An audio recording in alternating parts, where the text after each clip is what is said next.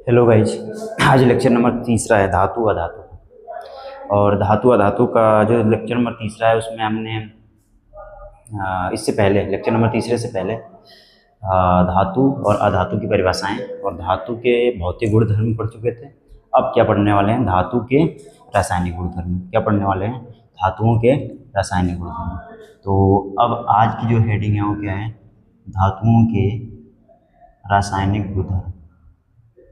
धातुओं के रासायनिक गुणधर्म। सही है। आज जो है वो क्या है? धातुओं के रासायनिक गुणधर्म। मतलब कि धातुएं जो हैं उनके रासायनिक गुणधर्म क्या है? जो धातुएं अगर क्रिया करती हैं तो क्या क्या बनाती हैं, इसी को कहते हैं रासायनिक गुणधर्म, केमिकल रिएक्शन। तो इसमें ना लगभग 4 हैं। क्लास 10th में जो है धातुओं से जो है वो जो रिएक्शन है, धातुओं की जो रासायनिक अभिक्रिया है, मतलब जो रासायनिक गुणधर्म है वो 4 पढ़ना है। जिसमें से पहला है ना कि जो धातुएं होती हैं, तो इसमें से जो पहला है वो जो धातुएं होती है ना, जो धातुओं की ऑक्सीजन से क्रिया। किससे? धातुओं की ऑक्सीजन से क्रिया। धातुओं की ऑक्सीजन से क्रिया। इसमें हमको क्या पढ़ना है? पहला कि धातुओं की ऑक्सीजन से क्रिया। धातुओं की ऑक्सीजन से क्रिया मतलब जब धातु ऑक्सीजन से क्रिया करती है, मान लेते हैं कि ये सोडियम है। सोडियम एक क्या है? ये हमारा जो सोडियम है, सोडियम एक धातु है। सोडियम क्या है? धातु है। जब सोडियम धातु, ये एक प्रकार का क्या है? धातु। जब सोडियम धातु क्या करता है? ऑक्सीजन से क्रिया करता है तो क्या बनाता है? जब सोडियम धातु ऑक्सीजन और ऑक्सीजन से जब क्रिया करता है तो क्या बनाता है? ऑक्सीजन। और ये ऑक्सीजन से क्रिया मतलब वायुमंडल में वायु है, वायु से ही तो ऑक्सीजन मिलेगी। तो ये जो ऑक्सीजन होनी चाहिए कहाँ से होनी चाहिए? वायु से। वायु से। अगर ये सोडियम जो है वो ऑक्सीजन, ये O2 होता है, सॉरी, ऑक्सीजन से क्रिया करता है तो क्या बनाता है? देखो, जब सोडियम ना ऑक्सीजन से क्रिया करता है तो बनाता है क्या? Sodium hydroxide. क्या बनाता है? Sodium hydroxide. सोडियम हाइड्रोक्साइड का जो फार्मूला होता है वो होता है Na2। क्या होता है? Na2O। जैसे ये जो हमारा बना है, क्या बना है? Sodium oxide. Sodium oxide. जब सोडियम क्या किया? जब ऑक्सीजन से क्रिया किया तो क्या बनाया? Sodium oxide. तो हम कह सकते हैं कि जो धातुएं होती हैं, जो धातुएं होती हैं वो क्या होती हैं? धातु में जब ऑक्सीजन से वायु की उपस्थिति में, ऐसे लिख सकते हैं, ऐसे ना लिखकर ऐसे लिख सकते हैं कि जब धातु में वायु की उपस्थिति में, वायु की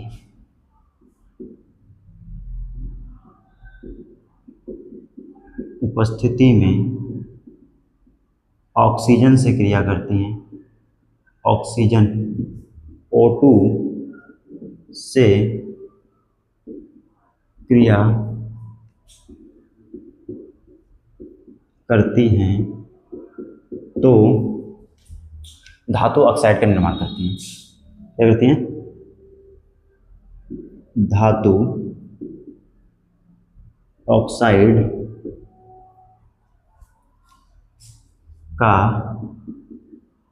निर्माण करती हैं। समझे? जब धातुएं क्या करती हैं? ऑक्सीजन से क्रिया, किसमें? वायु की उपस्थिति में ऑक्सीजन से जब क्रिया करती हैं तो क्या बनाती हैं?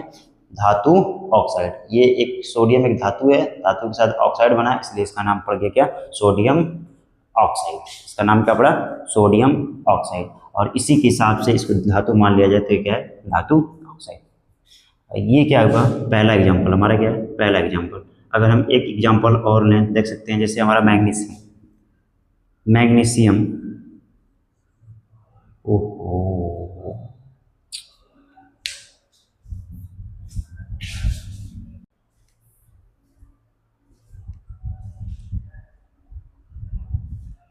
से दूसरा एग्जाम्पल देखते हैं क्या कि मैग्नीशियम, ये क्या है? मैग्नीशियम, जो मैग्नीशियम धातु है ये जब क्या करती है? ऑक्सीजन से क्रिया करती है तो क्या बनाती है, ये जो ऑक्सीजन किससे क्रिया करती है, ऑक्सीजन से।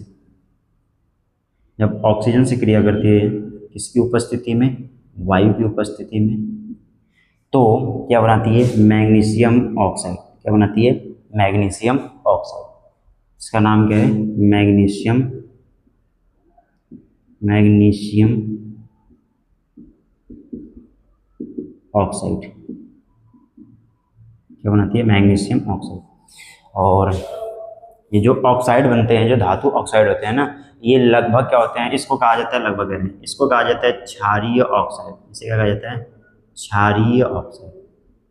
इसका नाम क्या है, क्षारीय ऑक्साइड नहीं कह सकते तो ऐसे कर सकते हैं कि जो सोडियम हाइड्रोक्साइड मतलब धातु ऑक्साइड होते हैं, लगभग कैसे होते हैं, क्षारीय होते हैं। जैसे मैग्नीशियम ऑक्साइड भी एक क्या है, क्षारीय है। क्या है, क्षारीय। और हम कह सकते हैं, एक एग्जांपल और ले सकते हैं, जैसे कि हम कह सकते हैं क्या, कि जो हमारी एल्युमिनियम धातु है, एल्यूमिनियम, एल्यूमिनियम जो धातु है, और जब ऑक्सीजन से क्रिया करती है तो पता है क्या बनाती है, Al2O3। और ये जो एल्युमिनियम ऑक्साइड बनता है, इसका नाम क्या है, एल्यूमिनियम ऑक्साइड। ये क्या, इसका नाम क्या है, एल्यूमिनियम ऑक्साइड। ये जो एल्यूमिनियम ऑक्साइड है, ये पता है उभयधर्मी होता है। कैसा होता है, उभयधर्मी। आपको ये उभयधर्मी क्या होता है सर, तो उभयधर्मी होता है कि दोनों का गुण रखता है, अम्लीय भी होता है और क्षारीय भी होता है। बोर्ड एग्जाम में क्या किया था ना, कि पूछा था कि उभयधर्मी धातुएं किसे कहते हैं। उभयधर्मी का अर्थ क्या है, मतलब उभयधर्मी है क्या। तो इसमें जो उभयधर्मी है वो क्या है, एक मतलब इसमें दोनों गुण पाए जाते हैं, उसमें धातु अधातु धातु अधातु दोनों कह रहे हैं। अम्लीय तथा क्षारीय क्या किए जाते हैं, दोनों के गुण पाए जाते हैं, इसलिए क्या है, उभयधर्मी। तो ये जब एल्युमिनियम क्या करता है, ऑक्सीजन के साथ क्रिया करता है तो क्या बनाता है, एल्युमिनियम ऑक्साइड। और हम कह सकते हैं ऑक्सीजन, क्या होगा, ऑक्सीजन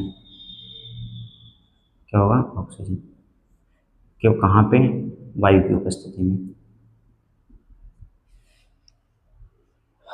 तो यहाँ तक समझ में, जब धातुएं क्या करती हैं, ऑक्सीजन से क्रिया करती हैं तो धातु ऑक्साइड का निर्माण करती हैं। बस इतना याद होना चाहिए कि जब धातुएं ऑक्सीजन से साथ क्रिया करती हैं तो क्या होता है। अब उसके बाद हम क्या करते हैं, दूसरा इसका जो है वो क्या है, जब धातुएं जल से क्रिया करती हैं तो क्या इफेक्ट पड़ता है, मतलब क्या प्रभाव पड़ता है, मतलब क्या मिलता है, कौन सी अभिक्रिया होती है।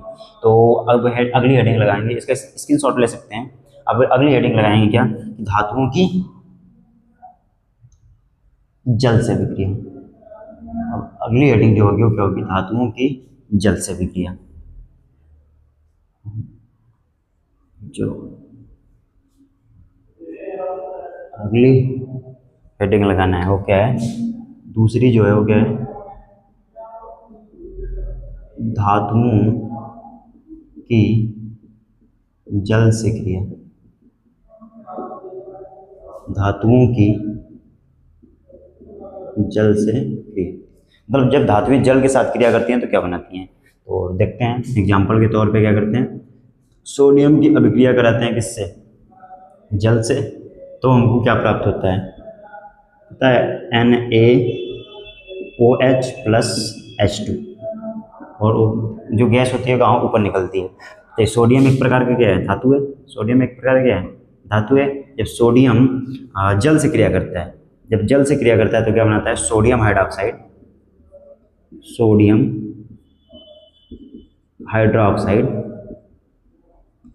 और हाइड्रोजन गैस क्या होती है, मुक्त होती है। हाइड्रोजन गैस क्या होती है, मुक्त होती है। मतलब कि जब धातुओं की जल से क्रिया कराई जाती है तो उसमें हाइड्रोजन मुक्त होती है और क्या बनता है, सोडियम हाइड्रोक्साइड बनता है, या ऑक्साइड बनता है, या हाइड्रोक्साइड बनता है। जैसे हम कहें एग्जाम्पल के तौर पर ऐसे लग सकते हैं कि जो मैग्नीशियम है, अगर मैग्नीशियम क्या करे, जल से क्रिया करे, जल से क्रिया करे तो क्या प्राप्त होगा। मैग्नीशियम में क्या है, धातु है। अगर मैग्नीशियम जल से क्रिया करे तो क्या होगा, देखो मैग्नीशियम में जल से क्रिया करती है तो पता है मैग्नीशियम हाइड्रोक्साइड बनाती है, और प्लस हाइड्रोजन गैस क्या होती है, मुक्त होती है। हाइड्रोजन गैस क्या होती है, एक ज्वलनशील गैस है। हाइड्रोजन गैस एक क्या है, ज्वलनशील गैस है। ये ऊपर जो तीर दिख रहा है ना, ये ऊपर मतलब हाइड्रोजन गैस ऊपर निकल जाती है, इसको दर्शाया जाता है।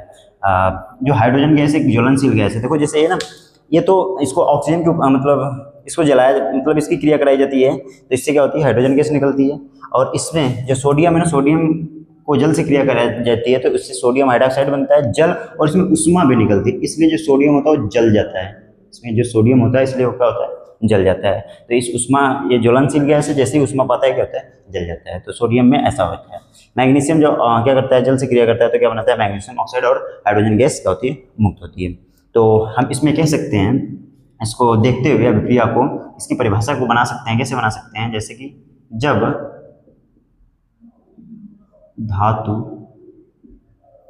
धातुएं जल से क्रिया करती हैं, तो जल से क्रिया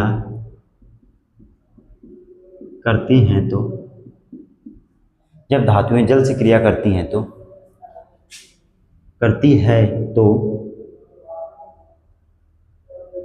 हाइड्रोजन गैस मुक्त होती है। हाइड्रोजन, ऐसा लिख सकते हैं, हाइड्रोजन गैस मुक्त होती है। हाइड्रोजन गैस क्या होती है, मुक्त होती है। तो यहाँ से समझ में आया कि जब धातुएं जल से अभिक्रिया करती हैं तो क्या होता है, हाइड्रोजन गैस मुक्त होती है। अब क्या है कि अब धातुओं की अगली जो अभिक्रिया हो, धातुओं की तनु अम्लों के साथ अभिक्रिया। मतलब जो तनु का मतलब क्या होता है ना, कि एक होता है तनु और एक होता है सांद्र।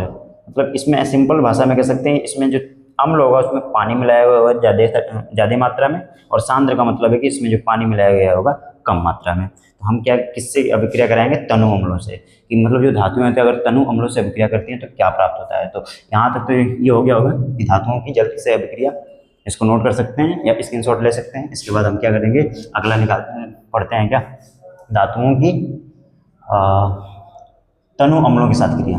धातुओं की तनु अम्लों के साथ क्रिया। धातुओं की तनु अम्लों के साथ क्रिया, मतलब कि जो धातुएं होती हैं तनु अम्लों के साथ क्रिया करती हैं तो क्या प्रदर्शित करती हैं। तो इसमें देखते हैं, जैसे हम लेते हैं धातु के तौर पर ले लेते हैं क्या, जिंक को ले लें, लो जिंक को लेते हैं। अब जिंक क्या करता है, H2SO4 है, एक क्या है, अम्ल है, ये एक प्रकार का क्या है, अम्ल है, सल्फ्यूरिक अम्ल। और ये हमारी एक जिंक एक क्या है, धातु है। जब ये जो अम्ल लिए है ना, तनु होना चाहिए, और जब ये क्रिया करती है तो क्या बनाती है, zinc sulphate plus hydrogen gas क्या होती है, इसका जो नाम है वो क्या है, जिंक सल्फेट, और क्या हो गया, हाइड्रोजन गैस।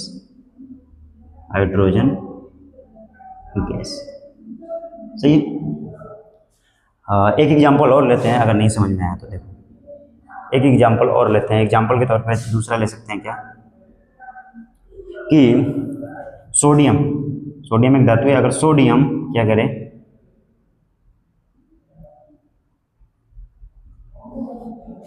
HCl, तनु HCl से, इसका नाम क्या है, हाइड्रोक्लोरिक अम्ल।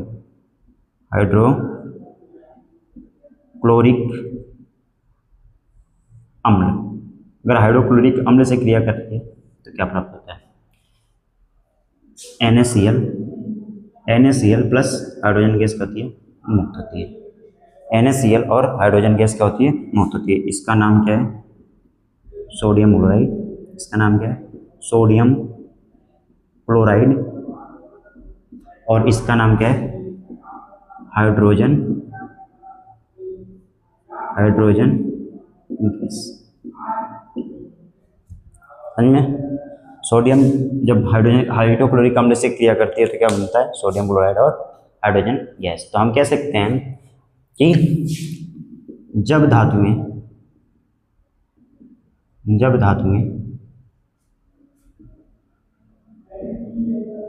तनु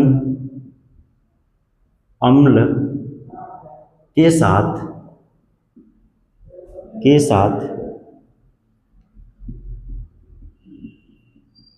क्रिया करती है तो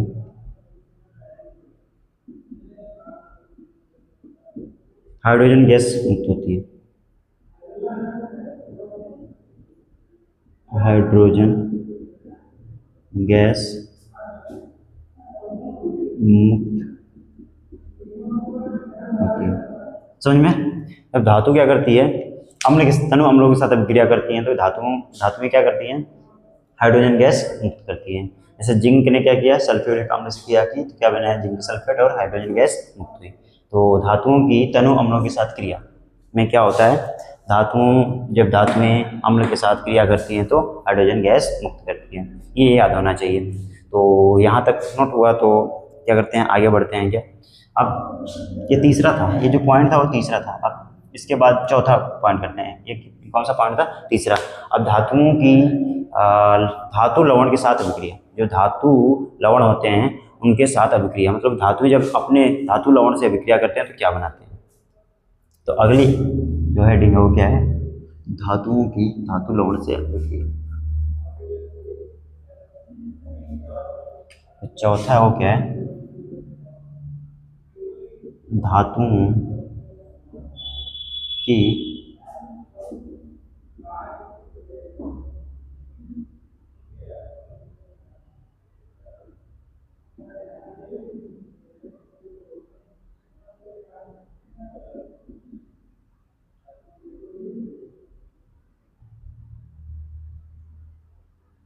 की धातु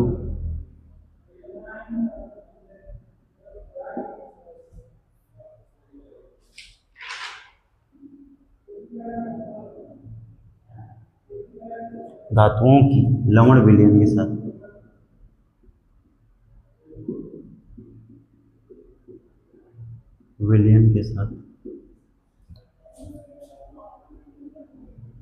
अभिक्रिया।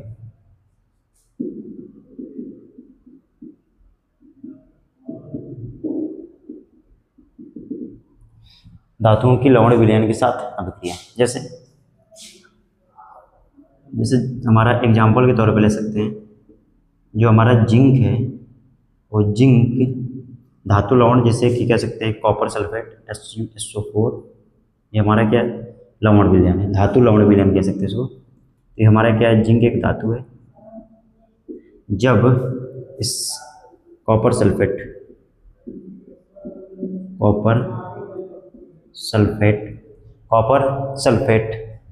से क्रिया करती है तो पता है ये जिंक क्या करता है ना, इस कॉपर को, ये जिंक जो है इस कॉपर को इसके विलयन से क्या करता है, विस्थापित करके जाकर खुद लग जाता है। क्या करता है, ये जो जिंक है, जिंक क्या करता है, कॉपर को हटा देता है, हटाने के बाद और यहाँ पे क्या बनता है, जिंक लगता है। तो यहाँ से कहते हैं जिंक ZnSO4। क्या किया, ये कॉपर का विलयन था, इस कॉपर के विलयन से कॉपर को हटा देता है और कॉपर क्या होता है Cu, और ये हमारा जो बनता है वो क्या बनता है, जिंक। मतलब एक क्या होता है, कॉपर अलग हो जाता है और यहाँ से हमको क्या बनता है, जिंक सल्फेट। हमको क्या प्राप्त होता है, जिंक सल्फेट। अगर ये नहीं समझ में आया तो दूसरा, और ये हमको क्या मिल जाता है, कॉपर मिल जाता है। अगर कॉपर का एक जलीय विलयन है, उसको क्या करें, किसी धातु। अब ये जो होता है ना, सक्रियता श्रेणी पे काम करता है। जो जिंक होता है ना अधिक क्रियाशील है, जो कॉपर है कम क्रियाशील है, इसलिए जो जिंक क्या करता है, इस कॉपर को अपने उसके विलयन से विस्थापित करके क्या बनाता है, जिंक सल्फेट खुद अपना विलयन बनाता है और कॉपर को अलग कर देता है। ऐसा इसलिए पाया जाता है कि क्या है ना, कि जो कॉपर है वो कम क्रियाशील है और जिंक क्या है, अधिक क्रियाशील है। तो इसकी वजह से क्या करता है, इसको विस्थापित करता है। जैसे हम कह सकते हैं कि अगर जिंक की अभिक्रिया किससे करा दें, FeSO4, ये भी क्या है, इसे कहते हैं फेरस सल्फेट। फेरस नहीं, इसका नाम आयरन सल्फेट। ये लोहा है ना, आयरन सल्फेट का नाम क्या है, आयरन सल्फेट। जब धातु के साथ क्रिया करता है, ये लवण विलयन है, तो पता है क्या बनता है, ये भी जो लोहा है ना, इस जिंक से क्या है, कम क्रियाशील है, इसलिए लोहा क्या करता है, ये जो जिंक है वो इस Fe मतलब आयरन, लोहे को क्या कहते हैं, आयरन को विस्थापित कर देता है और क्या बनाता है, जिंक सल्फेट और Fe क्या होता है, बाहर हो जाता है। तो ये हमारा जो बना वो क्या बना, जिंक सल्फेट, और ये क्या बनता है हमको, आयरन। समझ में? एक जब धातुओं की लवण विलयन के साथ अभिक्रिया होती है तो क्या होता है, देख लिए। उस केस में क्या होता है कि वो अपने क्या करता है, उसके लवण विलयन से के लवण को, मतलब लवण विलयन, धातु लवण विलयन के उस जो धातु होती है जिसका विलयन बना, उस धातु को क्या करता है, वापस क्या करता है, वापस उसको अलग कर देता है। और इसी तरह जिंक जब Fe से क्रिया करता है SO4 से, तो क्या बनाता है, जिंक सल्फेट और आयरन को अलग कर देता है। तो आज जो था ये धातुओं की जो लवण के विलयन के साथ अभिक्रिया थी, मतलब कि हम जो चारों गुणधर्म पढ़े, रासायनिक गुणधर्म, वो सब क्या हो गया, खत्म हो गया। उसके बाद ये जो क्रिया होती है कैसे होती है, इसको क्या है कि सक्रियता श्रेणी के माध्यम से समझेंगे। तो आइए देखते हैं सक्रियता श्रेणी के माध्यम से।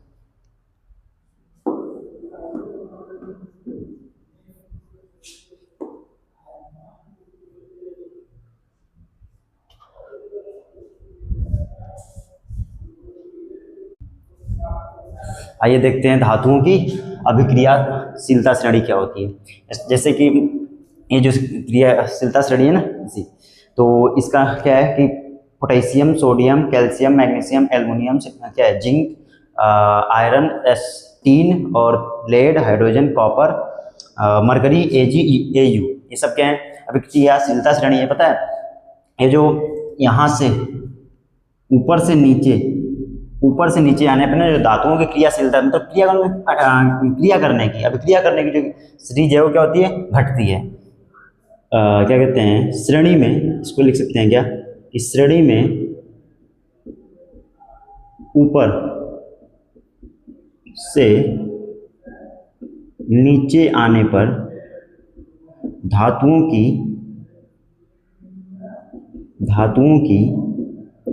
क्रियाशीलता श्रेणी, धातुओं की क्रिया, ऊपर से नीचे आने पर धातुओं की क्रियाशीलता श्रेणी का क्रम घटता है। क्रियाशीलता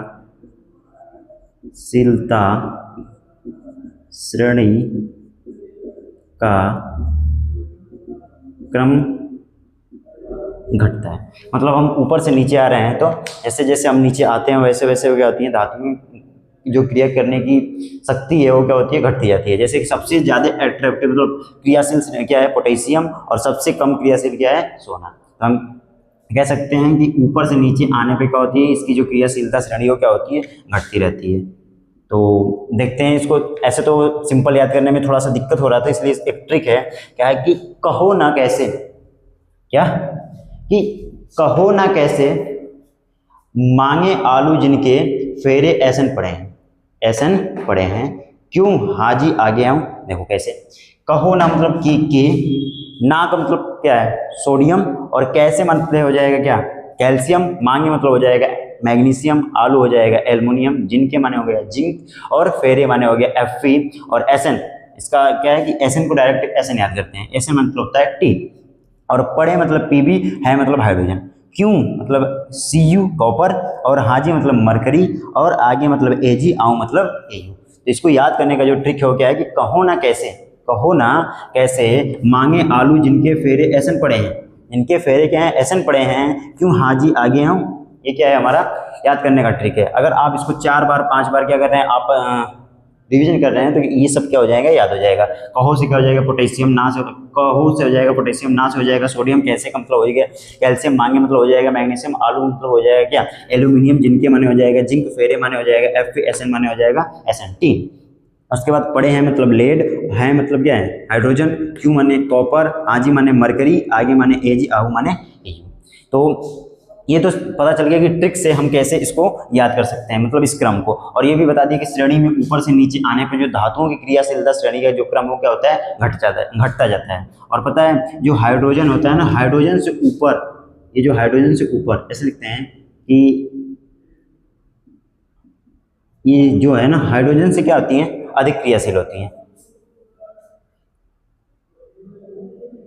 हाइड्रोजन की अपेक्षा अधिक क्रियाशील, अधिक क्रियाशील। ये जो धातुएं होती हैं ना, जितनी धातुएं हैं इस क्रियाशीलता श्रेणी में, जो हाइड्रोजन से ऊपर जितनी धातुएं हैं वो क्या होती है, हाइड्रोजन से अधिक क्रियाशील होती हैं, और जो हाइड्रोजन से नीचे होती हैं जो होती हैं वो क्या होती हैं, हाइड्रोजन की अपेक्षा अधिक कम क्रियाशील। हाइड्रोजन की अपेक्षा कम क्रियाशील, हाइड्रोजन की अपेक्षा कम क्रियाशील। मतलब कि हाइड्रोजन से क्या होती है, एकदम मान लेते हैं कि बहुत कम क्रियाशील होती हैं एवं अभिक्रिया, मतलब हाइड्रोजन से अगर नीचे हैं तो क्या है, कम क्रियाशील। जैसे इसका एग्जाम्पल के तौर पर हम बता रहे हैं कैसे, कि अगर हम देखें तो एग्जाम्पल के तौर पर देखते हैं, जैसे हो गया कि अगर हम कहें कि कोई धातु लेते हैं, धातु जैसे जिंक, और ये क्या कहें FeSO4, मतलब इसका एक विलयन है, उससे क्रिया करें तो पता चलता है क्या बनता है। ये जो जिंक है, देखो ये जो जिंक है इस क्या है Fe से ऊपर है ना, तो इससे ये क्या होगा, अधिक क्रियाशील होगा, इसलिए क्या करता है, इसके विलयन से इसको क्या करता है, विस्थापित कर देता है। ये जो जिंक है ये क्या अधिक क्रियाशील है, जब भी क्या है, देखो ऊपर से नीचे आने पे क्या होगी, ऊपर से नीचे आने पे धीरे धीरे धीरे धीरे क्या होगी, उसकी जो क्रियाशीलता है श्रेणी क्या करती है, घटती जाती है। तो जो Fe है वो कम क्रियाशील होगा इस हाइड्रोजन की, मतलब जिंक की तुलना में, इस जिंक की तुलना में कम क्रियाशील है। इसकी वजह से ये क्या करता है, जिंक क्या करता है, इसको क्या करता है, मार फेंकता है, और ये क्या बनाता है, जिंक सल्फेट।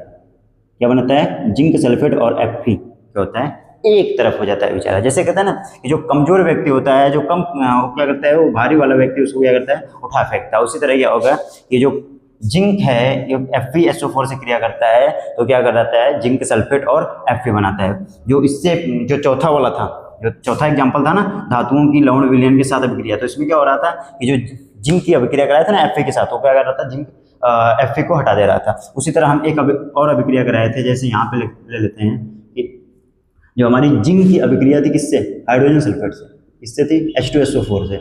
अगर इससे देखें तो क्या है, ये जो जिंक है इस क्रियाशीलता श्रेणी में क्या है, इस हाइड्रोजन से ऊपर है। अगर हाइड्रोजन से ऊपर है तो इस हाइड्रोजन को क्या करेगा, विस्थापित कर देगा, इसलिए हाइड्रोजन के विलयन से इसको विस्थापित कर देता है। तो यहाँ से क्या बनाता है, जिंक सल्फेट और हाइड्रोजन गैस क्या होती है, समझ में। अगर हम कहें कि इसकी अभिक्रिया इस Cu, अगला एग्जाम्पल ले सकते हैं कि H2SO4 से क्रिया करें, तो अगर हम इसकी क्रिया मतलब कॉपर धातु की क्रिया अगर हाइड्रोजन से करा रहे हैं तो इससे कोई रिएक्शन नहीं मिलेगा। इससे क्या होगा, रिएक्शन नहीं मिलेगा, क्योंकि ये जो हाइड्रोजन है इस कॉपर से क्या है, अधिक क्रियाशील है, इसकी वजह से कोई रिएक्शन नहीं होती है। जैसे अगर कॉपर की अभिक्रिया किससे कराएं, FeSO4 से, तो पता है इससे कोई अभिक्रिया नहीं होती।